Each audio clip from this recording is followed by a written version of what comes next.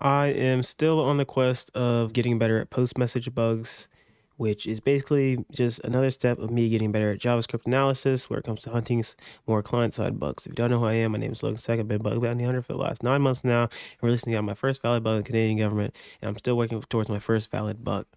Well, first paid bug. So I already solved this lab. I found this one actually really interesting because on the list of getting better at post message, day one, it's basics plus labs. So it's reading post message docs and also doing web message DOM labs. So I ended up doing this one, which was actually very interesting. Well, at least interesting to me because I didn't know about it. So basically, if we go here to the inspect, you look at the sources, we see right here how, no, it's not going to be here. It's in JS. Load comments. Okay. If we look here, you see how you have to actually read some of the JavaScript, but this line right here is the this dot response text. Wait, no, actually that's the wrong one. This is function, but I think this one's actually important too.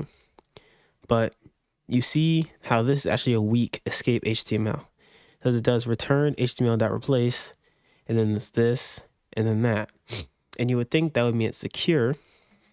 However, I did get XSS here, like you saw above. And the reason for that is because actually, when I go here, it says the bug is right here. It's the dot replace function because it's without regex flag, meaning it only replaces the first occurrence.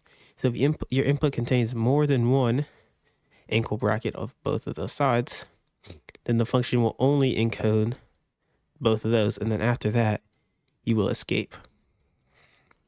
So why it happens only replaces the first. What you need to add the /G flag to make it replace all matches. So I would just go here and I would just use this one. Type it in the comment because we know it's going to work because we get on further. It will try to stop anything from working by using the, where's it at? Escape HTML. That function, we can just search for it. Now we're going to go down. Escape HTML right here. Wait, is that one of them? Yeah, pretty sure it's fine. So you see how it does the let new inner HTML equal first p element dot inner HTML plus escape HTML comment dot author. But since we already know that there's a weakness in it that will only replace the first two, we can, now that we have two angle brackets ahead, then we can have our payload after that.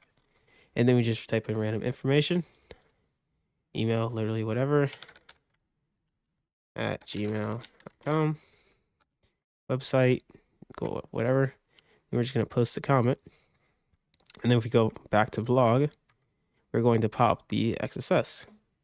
So I just want to tell you guys about this. I did not realize that actually learning some JavaScript is actually quite important because I never would have thought there was a difference between dot replace and a dot replace including a /G.